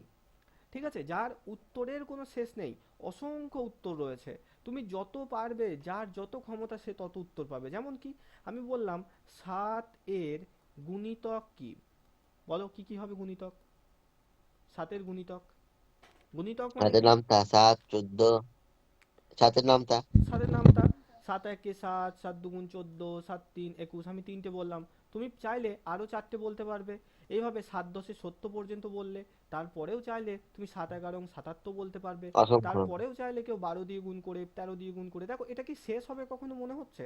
7 100 700 পর্যন্ত না, যাবে, তারপরে 7 কে 101 দিয়ে অনেক গুণ করে, অসংখ্য। সেটা হবে, অসংখ্য হবে। তাহলে এই ধরনের প্রশ্নগুলোকে বলা হয় ওপেন এন্ডেড প্রশ্ন, যার নির্দিষ্ট কোনো একটা উত্তর নেই, অসংখ্য উত্তর রয়েছে, এটাকে বলা হয় ওপেন এন্ডেড প্রশ্ন। আর ক্লোজ এন্ডেড কোনটা, ক্লোজ এন্ডেড এটাই, এখানে আমি ক্লোজ এন্ডেডটা বোঝাচ্ছি। এটা একটা জলের পাইপ, ঠিক আছে, এটা একটা জলের পাইপ, যার এই মুখটা কিন্তু বন্ধ রয়েছে। ঠিক আছে, এই মুখটা কি রয়েছে, ক্লোজ, আর এই মুখটা কি রয়েছে, ওপেন। এবার এখানে তুমি জল ঢাললে, এটা কি, জল, জল, এটাকে তুমি এর মধ্যে প্রবেশ করালে, তাহলে কি হবে, এটা কি এদিক দিয়ে বেরিয়ে যেতে পারবে? পারবে না। না, পারবে না, একটা থেকে টাইম পর, থেকে একটা টাইম পর থেকে কি হবে, এই পুরো পাইপটা জল দ্বারা ভর্তি হয়ে যাবে। ভরে ঠিক যাবে। সেটাই, এই ধরনের প্রশ্নগুলোকে আমরা ক্লোজ এন্ডেড প্রশ্ন বলবো। কোনটা না, যে কোনো প্রশ্নের অসংখ্য উত্তর হয় না, নির্দিষ্ট কয়েকটা উত্তর হয়। যেমন আমি তোমাকে বলে দিলাম, প্রশ্নে 22 সালে এরকমই এসেছিল, যে আমি তোমাকে বলে দিলাম কি না, 50 এর থেকে ছোট, ছোট 7 এর গুণিতক, বলো কত দূর হবে? 7 এর এটা গুণিতক, অভিসারী চিন্তন, হ্যাঁ, কত? এটা অভিসারী গুণ। এটা অভিসারী চিন্তনের সাথে সম্পর্কযুক্ত। আচ্ছা, কত দূর হবে বলো, 50 এর থেকে ছোট 7 এর গুণিতক, বলো। 7 একে 7, 7 দুগুণ 14, 7 3 21, 7 4 28, 49। 7 5 আর 35, থেকে 49, একদমই 49, তাই, 7 6 42, 42 7 7 49। এটা তো এরপরে কি আর 49। যেতে পারবো আমি চাইলে? পারবো না, কারণ আমাকে প্রশ্নে উল্লেখ না, করে দিয়েছে 50 এর থেকে ছোট হতে হবে। তার মানে এখানে আমাকে থামতে হলো, অর্থাৎ ক্লোজ হতে হলো। ঠিক যেমন জলটা এই যে এতদূর প্রবাহিত হয়ে এখানে বাধা পেয়ে থেমে গেছিল, ঠিক সেরকম আমাকেও থেমে যেতে হলো। এই ধরনের প্রশ্নকে বলা হচ্ছে কি, ক্লোজ এন্ডেড প্রশ্ন। এইটা তোমার 22 সালে এসেছিল, আমার ঠিক মনে নেই, প্রশ্নটা থাকলে কেউ খুলে একটু দেখবে অঙ্ক পেডাগজিতে। ঠিক আছে, ক্লোজ এন্ডেড প্রশ্ন তাহলে কোনগুলো, যেগুলোর অসংখ্য উত্তর হয় না, 4টে 5টা 10টা 15টা 20টা হতে পারে, তারপরে থেমে যাবে একটা টাইমে। ঠিক আছে, সেগুলোকে ক্লোজ এন্ডেড প্রশ্ন। আর ওপেন এন্ডেড হচ্ছে এমন প্রশ্ন যেগুলোর উত্তরের শেষ নেই, অসংখ্য উত্তর, তুমি কখনো শেষ করতে পারবে না। যেমন এই যে সংখ্যা, সংখ্যা গুনতে বলে 1 2 3 4 5 6 7 8 গুনে যাচ্ছে কেউ, 1 লক্ষ পর্যন্ত গোনা যাবে চাইলেই, 10 লক্ষ গোনা যাবে চাইলেই, 5 কোটি, 10 কোটি, 1000 কোটি, লক্ষ লক্ষ কোটি পর্যন্ত তুমি কাউন্ট করতে পারবে, এর কোনো শেষ নেই। তাহলে এটা কোন ধরনের প্রশ্ন হবে, ওপেন এন্ডেড না ক্লোজ এন্ডেড? বলো। Open ended. Open ended. আর যদি বলা হয় যে 100 পর্যন্ত তুমি গোনো, 100 পর্যন্ত, তাহলে তুমি 100 Close একে আর ended. দিতে পারবে Close না, ended. এটা ক্লোজ এন্ডেড। এইটুকুই পার্থক্য এই চিন্তনের ক্ষেত্রেও। অর্থাৎ যে ধরনের চিন্তন অসংখ্য একটা সীমা পর্যন্ত, অসীম সীমা পর্যন্ত করা যাবে, সেগুলো হবে ওপেন এন্ডেড। আর যে ধরনের প্রশ্ন বা চিন্তন একটা নির্দিষ্ট সীমা পর্যন্ত করা যাবে, সেটাকে ক্লোজ এন্ডেড বলা হবে। আচ্ছা, তাহলে এখানে ডাইভারজেন্ট থিঙ্কিং কাকে বলে আমরা অলরেডি জেনেছি, অপসারী চিন্তন। ক্রিয়েটিভ থিঙ্কিং যেটা, সেটা হচ্ছে আমাদের সৃজনশীলতা। হরাইজন্টাল থিঙ্কিং কি, হরাইজন্টাল আর out of the box thinking এই দুটো অনেকটা একই। হরাইজন্টাল থিঙ্কিং বলা হচ্ছে এটাকে এরকম বরাবর। হরাইজন মানে কি, এই যে যেখানে আকাশ পৃথিবীর সাথে ঠেকে গেছে বলে মনে হয়, দেখবে ছাদে উঠে দূর দিয়ে তাকাবে, মনে হবে আকাশটা মাটির সাথে ঠেকে গেছে, ওই লাইনটাকে বলা হয় হরাইজন। ঠিক আছে, তো এটাকে বলা হচ্ছে horizontal thinking. Out of the box thinking কি, আউট অফ দ্য বক্স হচ্ছে বক্সের বাইরে গিয়ে চিন্তা করা। ব্রেনস্টর্মিং এই চিন্তনের সাথে সম্পর্কযুক্ত। ঠিক আছে, ব্রেনস্টর্মিং এই যে এই ধরনের আমরা চিন্তন দেখতে পাচ্ছি অপসারী, এর সাথে সম্পর্কযুক্ত। আর কনভার্জেন্ট থিঙ্কিংকে কি কি বলা হয়, দেখো ক্রিটিক্যাল থিঙ্কিং বলা হয় কনভার্জেন্ট থিঙ্কিংকে, অ্যানালিটিক্যাল থিঙ্কিং বলা হয় এর অন্য নাম, লিনিয়ার থিঙ্কিং বলা হয়, এবং ভার্টিক্যাল থিঙ্কিং বলা হয়। তাহলে বোঝো ভালো করে, ডাইভারজেন্ট থিঙ্কিংকে কি স্যার বলা হচ্ছে, ক্রিয়েটিভ থিঙ্কিং বলা হচ্ছে, হরাইজন্টাল থিঙ্কিং বলা হচ্ছে, out of the box thinking বলা হচ্ছে। এই তিনটেই হচ্ছে এটার নাম।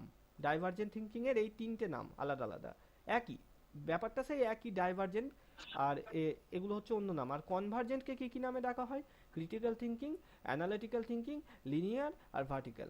বলো কৃষ্ণেন্দু, কোনো সমস্যা? ক্রিটিক্যাল থিঙ্কিং কে কনভার্জেন্ট কেন বলা হয়? ক্রিটিক্যাল থিঙ্কিংকে কনভার্জেন্ট কেন বলে, ক্রিটিক্যাল থিঙ্কিং মানে কি বলো তো? সমালোচনামূলক।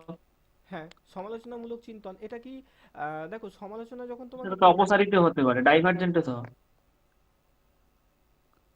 না, ক্রিটিক্যাল থিঙ্কিং কেন ডাইভারজেন্ট হবে? ক্রিটিক্যাল থিঙ্কিং হতে গেলে তোমাকে নির্দিষ্ট কয়েকটা পয়েন্টের উপর ভিত্তি করে তো আলোচনা করতে হবে, তাই সে না? তো একাধিক পয়েন্টও থাকতে পারে, একটা পয়েন্ট তো বলা যায় না। হ্যাঁ, একাধিক পয়েন্টও থাকতে পারে, এটাও তো তুমি ঠিকই একাধিক বলেছো পয়েন্ট থাকলে তো অবশ্যই। ওপেন এন্ডেড প্রশ্ন, হ্যাঁ ডাইভার্জেন্ট হ্যাঁ থিঙ্কিং। হ্যাঁ হ্যাঁ, সেটাও বটে, সেটাও বটে, তুমি একদিক থেকে ঠিকই বলেছো। ঠিক আছে, কিন্তু ক্রিটিক্যাল থিঙ্কিংকে বইয়ের মধ্যে কনভার্জেন্টের মধ্যে রাখে, কিন্তু তুমি যে পয়েন্টটা বললে সেটাও আমি আগে ভাবিনি, আমার এই মুহূর্তে তোমার কথা শুনেই মনে এলো। ঠিক, এটা অন্য দিক থেকে তোমার ক্রিটিক্যাল থিঙ্কিং কিন্তু ডাইভার্জেন্ট থিঙ্কিংও হতে পারে, সমালোচনামূলক চিন্তন যেটা। ঠিক আছে, এটা আমি তোমাদের তাহলে দেখে আমি জানাচ্ছি যে প্রপার কোনটা হবে। বইয়ের মধ্যে এটাই আছে, এনসিইআরটিতে কনভার্জেন্টের মধ্যে। এবার ওটা কোথাও যদি দেখি আমি যে কোনো বছর ওটাকে ডাইভার্জেন্টের মধ্যে অ্যান্সার নিয়েছে, তাহলে আমি তোমাদের গ্রুপে জানাচ্ছি ওটা। ঠিক আছে, এবার বলো এত দূর পর্যন্ত কারো কোনো সমস্যা আছে কিনা? আর একটা স্যার, বলো। কোন শিশুর ইন্টেলিজেন্সের সাথে হুম। ক্রিয়েটিভিটির কি সম্পর্ক না রয়েছে? না ধরুন না না না, কোনো ইন্টেলিজেন্স সম্পর্ক নেই। বাড়লে ক্রিয়েটিভিটি হবে কিনা তার কোনো গ্যারান্টি নেই না তো। না, এই প্রশ্নটা তুমি খুব ভালো প্রশ্ন করলে, এটাকে বুদ্ধি চ্যাপ্টারে প্রশ্ন আছে যে নিচের কোনটি ভুল, এরকম ভাবে। মনে রাখবে একটা জিনিস, সৃজনশীলতার সাথে বুদ্ধিমত্তার কোনো সম্পর্ক নেই। এমন হতে পারে তোমার বিশাল বুদ্ধি, তুমি অঙ্কে 100 পাও কিন্তু ছবি একদম আঁকতে পারো না। আবার এমনও হতে পারে যে কোনো একটা ব্যক্তি সে খুব ভালো ছবি আঁকতে পারে, অঙ্কতে 0 পেয়ে যায়। ঠিক আছে, তো ইন্টেলিজেন্সের সাথে ক্রিয়েটিভিটির কোনো রকম সম্পর্ক নেই, এটা মনে রাখবে, এটা প্রমাণিত।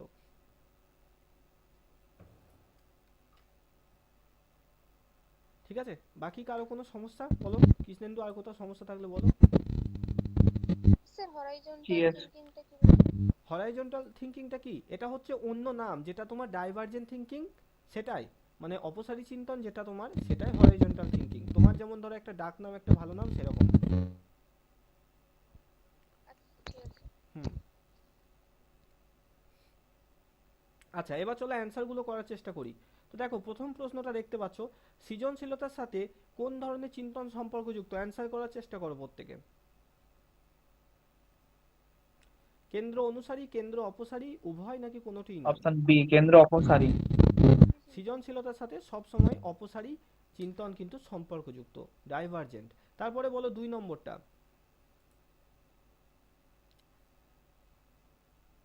দাঁড়াও, এটা একটু হেজি আসছে।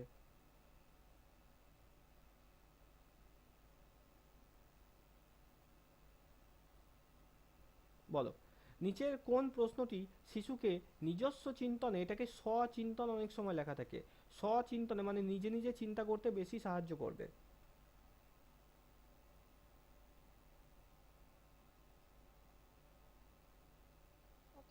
Option C.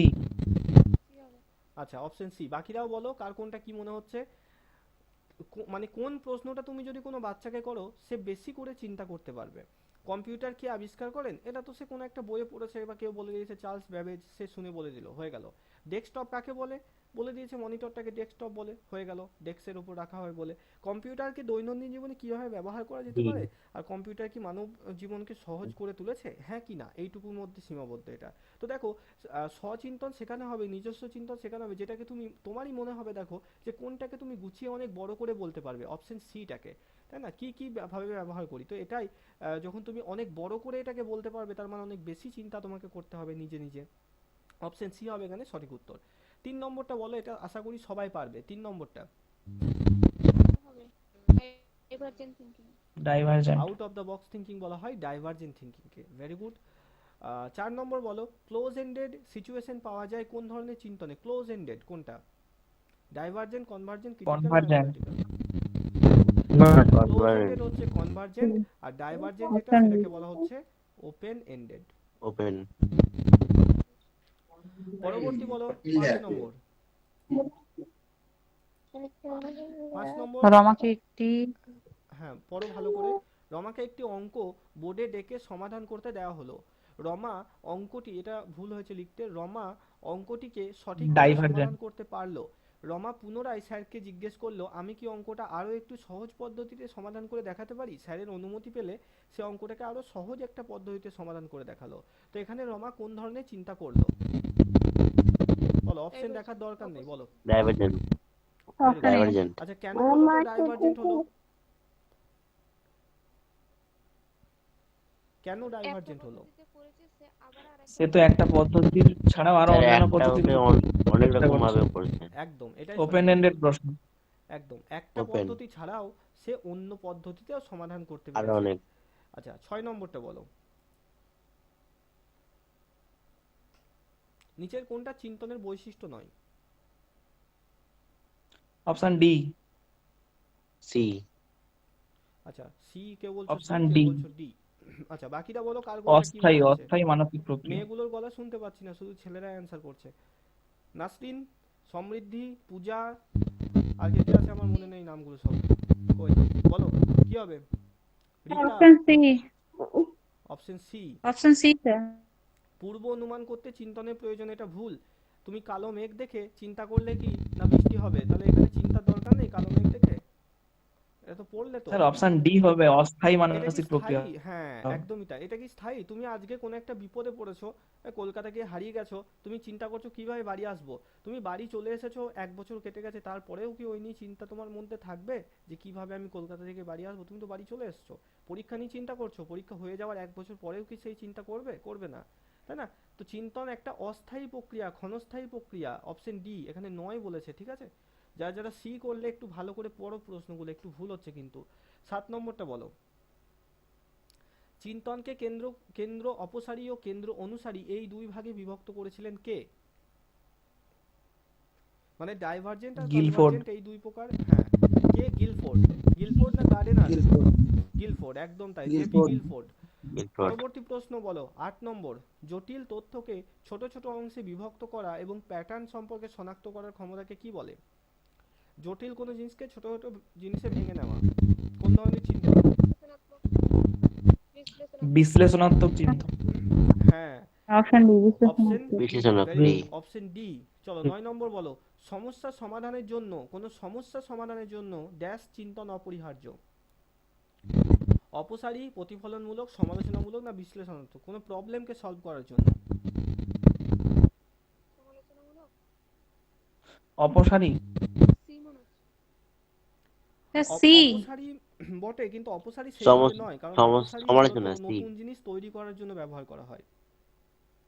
কোনো সমস্যার সমাধান করার জন্য কি দরকার? সি বলছো, ভালো সমালোচনা করে না, দেখো সি না ডি সি কোনটা হবে, সি সি সি বিশ্লেষণাত্মক না কি সমালোচনাত্মক? হবে? বিশ্লেষণাত্মক হবে। এখানে বিশ্লেষণাত্মক হবে। কোনো একটা বড় সমস্যা, জটিল সমস্যাকে আমরা বললাম না ছোট ছোট অংশে ভেঙে সেগুলোকে বুঝি, এইভাবেই তো সমস্যার সমাধান করি। সমালোচনামূলক চিন্তন কাকে এবারে বলবো? কোনো জিনিসের ত্রুটি এটা ধরতে আমরা যে চিন্তন করব। হ্যাঁ, বিশ্লেষণাত্মক চিন্তনও তো অপসারী চিন্তনের মধ্যেই পড়ে। বিশ্লেষণাত্মক চিন্তন অপসারী চিন্তনের মধ্যে না, কিভাবে পড়বে? অপসারী চিন্তন আমরা সেগুলোকে বলবো যেটার দ্বারা তুমি নতুন কিছু তৈরি করতে পারবে, যেটার মধ্যে সৃজনশীলতা থাকবে। ঠিক আছে, বিশ্লেষণাত্মক চিন্তনে দেখো একটা বড় সমস্যাকে ছোট ছোট অংশে ভাঙতে পারবে এবং সেগুলো সলভ করতে পারবে, তাই না? বিশ্লেষণাত্মক তো এইটুকুই, ধর- কোনো বড় ধরুন সমস্যা, জল হ্যাঁ। দূষণের কারণ, হুম। জল দূষণের কারণটা, হুম। তো সেখানে অনেকগুলোই জল দূষণের কারণ পয়েন্ট আসছে, হুম। সেখানে অপসারী চিন্তন, তো না সেখানে বিশ্লেষণাত্মক। না না না, তোমার একটু বুঝতে ভুল হচ্ছে। দেখো তোমাকে ধরো জিজ্ঞেস করা হলো জল দূষণের কারণ কি কি, প্রশ্নটার মধ্যেই দেখো প্রশ্নটাই এমন যার একাধিক কারণ থাকবে। ঠিক আছে, মানে এমন একটা প্রশ্ন যেটার একটা উত্তর থাকার সম্ভাবনা রয়েছে, সেটাকে যখন বিভিন্নভাবে সমাধান করব সেটাকে অপসারী চিন্তন বলা হবে। যেমন এই যে বললাম জলের বোতল কি কি ভাবে ব্যবহার করা যায়, এটা মূলত একটাই, জলের জন্য ব্যবহার করা হয়, এছাড়াও তুমি নতুন জিনিস ভেবে ভেবে বলছো। ঠিক আছে, এবার বিশ্লেষণাত্মক চিন্তন কি, যে যে কোনো প্রশ্নের একাধিক উত্তর থাকলেই সেটা সবসময় অপসারী চিন্তন হবে তা কিন্তু নয়। দেখো আমরা যেটা পড়লাম না, ক্লোজ এন্ডেড প্রশ্ন, সেখানে আমি যখন তোমাকে বললাম যে 50-এর থেকে ছোট 7-এর গুণিতক কি, সেখানে কিন্তু কেবল একটাই নয়, 7, 14, 21 এই সমস্ত কিছু বেশ 6-7টা গুণিতক পেয়েছি, কিন্তু তবুও সেটা তাহলে কেন অভিসারী হলো? সেটা অপসারী নয় এই কারণেই, কারণ সেটা একটা নির্দিষ্ট পর্যায়ে গিয়ে শেষ হয়ে যাচ্ছে। বোঝা গেল? তো এই অপসারী চিন্তন আর অভিসারী চিন্তন এইটাকে তুমি মানে যেটা দিয়ে বিচার করছো সেটা হচ্ছে যে একটা উত্তর হলেই সেটা অভিসারী, একাধিক উত্তর হলেই অপসারী, এটা কিন্তু একটু ভুল হয়ে যাবে। তাহলে মনে রাখবে একটা জিনিস, নতুন কোনো কিছু জিনিস তৈরি করা, সৃজনশীলতা যার মধ্যে থাকবে সেটা অপসারী, আর কোনো জিনিসকে আহ, উপস্থাপন করা যুক্তিযুক্তভাবে সেটা সবসময় তো অভিসারী। যেমন বিশ্লেষণাত্মক চিন্তনে কোনো একটা কঠিন অঙ্ককে তুমি কয়েকটা পার্টে ভেঙে নিয়ে করলে, ঠিক আছে, এখানে অপসারী চিন্তনের কিছু নেই, কিন্তু ওই অঙ্কটা কি যখন বিভিন্ন পদ্ধতিতে করবে তুমি, সেটা তখন অপসারী চিন্তন। বোঝা গেল কৃষ্ণেন্দু? হ্যাঁ স্যার, ঠিক আছে। আচ্ছা, তারপরেরটা বলো 10-এরটা। শিশু সর্বপ্রথম যে প্রকার চিন্তন করতে সক্ষম, মনে রাখবে যেটা সহজ সেই প্রকার চিন্তন প্রথম করবে সে। অভিসারী না অপসারী, এই দুটোর মধ্যে একটা হবে, বলো। স্যার অভিচারী। অভিসারী। কৃষ্ণেন্দু বলো কোনটা হবে? সৌভিক, পূজা, নাসরিন, সমৃদ্ধি, বলো সবাই। অভিসার অভি আরো অনেকে আছে, যেমন প্রসেনজিৎ রয়েছে, রীতা রয়েছে, সবাই বলো। অপসারী। শিশু প্রথমে কোন ধরনের চিন্তা করে, এটা লাস্ট প্রশ্ন আমাদের। অভিজিৎ, অপসারী। নবেন্দু, অপসারী। কেউ অপসারী বলছে অপসারী অপসারী, কেউ বলছে অভিসারী। আচ্ছা, একটা জিনিস এখানে আমাদের খেয়াল রাখতে হবে, আন্দাজে কিছু একটা বলে দিলাম হুট করে তেমন নয়, তার পিছনে কারণ খুঁজতে হবে। মূর্ত চিন্তা এবং বিমূর্ত চিন্তা এই দুটো দুটো জিনিসের সাথে সম্পর্কযুক্ত। মূর্ত জিনিসটা কোন চিন্তনের সাথে সম্পর্কযুক্ত, অভিসারী না অপসারী? আর বিমূর্ত কিসের সাথে সম্পর্কযুক্ত, অভিসারী না অপসারী? মূর্তটা বলো। মূর্তটা অভিসারী আর বিমূর্তটা অপসারী। আর একটা শিশু জন্মের পরে কোন ধরনের চিন্তা প্রথমে করতে পারে, মূর্ত না বিমূর্ত? মূর্ত মূর্ত মূর্ত তাহলে মানে অভিসারী। হ্যাঁ, তাহলে যারা অপসারী বললে তাদের কিন্তু একটু ভুল হয়ে গেল। ঠিক আছে, এইভাবে ধরতে হবে এগুলোকে। হ্যাঁ, একটা শিশু 11 বছর বয়সের পর থেকে তারা বিমূর্ত চিন্তা করতে পারে, তাহলে যে শিশুটা বিমূর্ত চিন্তা করতে পারছে না সে কোনোভাবেই অপসারী চিন্তন করতে পারবে না। অর্থাৎ শিশু সর্বপ্রথম অভিসারী চিন্তন করে মূর্ত বিষয়বস্তুকে নিয়ে। আপনি তো স্যার কোশ্চেনটাতে একটু আগেও বললেন যেটা সাধারণত প্রথমে করে। বুঝতে পারলাম না তোমার কথাটা, একটু জোরে বলো। স্যার বলছি আপনি কোশ্চেনটাতেই বললেন যে সাধারণত শিশুরা প্রথমে করে, তো প্রথমে তো স্যার মূর্তই করে, তারা চোখের সামনে যেটা দেখতে পাচ্ছে তারপরে সেটা মানে বিমূর্ত করে, তাহলে মূর্তটা স্যার অভিসারিত। হ্যাঁ, অভিসারী তো উত্তর হবে, সেটাই তো বললাম, এই তো অভিসারী তো হবে। সেই কারণেই তুমি নাসরিন যে কারণটা বললে ঠিকই তো কারণ, ওটা শিশু প্রথমে তো মূর্ত চিন্তন করে। হ্যাঁ স্যার, আমি ওটাই বললাম যে আপনি প্রথমে একটু ক্লু দিয়েছিলেন, ওটাই বললাম। আচ্ছা আচ্ছা আচ্ছা, ঠিক আছে। এবার বলো এতদূর পর্যন্ত তোমাদের কারো কোনো সমস্যা আছে কিনা বুঝতে? 10:30 প্রায় বেজে গেল, বলো। Clear sir. ক্লিয়ার। আচ্ছা বাপুন বুঝতে পেরেছো? রিতা চুপচাপ যারা যারা রয়েছে? হ্যাঁ স্যার বুঝতে পেরেছি। ঠিক আছে। ইনজামাম ওকে, বেশ। আমি পিডিএফ আর রেকর্ড ক্লাস আপলোড করে দিচ্ছি, কটা বাকি আছে আপলোড করতে। ঠিক আছে, চলো স্যার গুড নাইট পিডিএফ সবাইকে। ওল্ড হ্যাঁ বলো। স্যার ওল্ড পিডিএফ গ্রুপটা কবে দিবেন বলেছিলাম যে ওল্ড পিডিএফ আমি ভুলে গেছি খুব দিতে, চাইছে বেশ সবাই। দিয়ে দিচ্ছি, দাঁড়াও, যাদের দরকার জয়েন হয়ে যাবে সব।